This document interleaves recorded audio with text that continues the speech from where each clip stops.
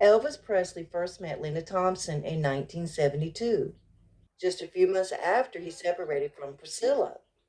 Elvis told Linda Thompson, "Honey, you know I'm not married anymore." And Linda replied back, "Well, I'm sorry that it didn't work out for you, but you should have married a Southern girl." Elvis and Linda started dating, and just a couple months later, Linda decided to move in with Elvis at Graceland. Linda and Elvis hit it off when they first met. They had a lot in common. Love for family. They both were from Memphis, and they both had the same religious belief. Linda was good to Elvis. She took really good care of Elvis, and she was in love with him. And they were together for almost 5 years. But in 1976, Linda Thompson left Graceland.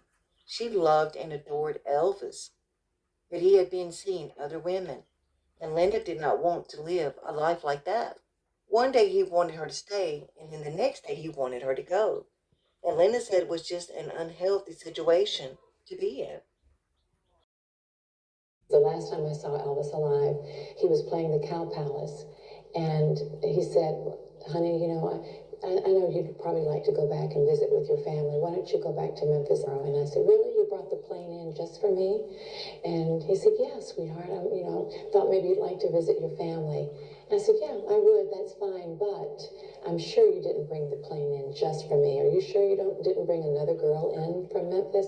"No, honey, I wouldn't do." And he was so sincere and just lying through his teeth, like, "No, there's nobody else. I wouldn't do that." And I said, "Okay, all right." And I believed him, and I still believe that to this day. But for that moment, I just didn't want to live like that anymore. "I stay now, you can go now. Now I want you to stay, now I want you to go." It's like pretty soon you just have no sense of yourself anymore.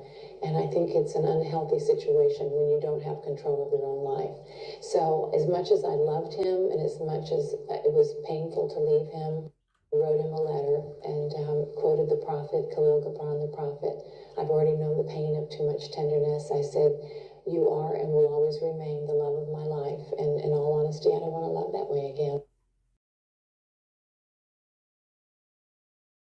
So this is why Linda Thompson sadly made that hard decision to leave Elvis just months before his death.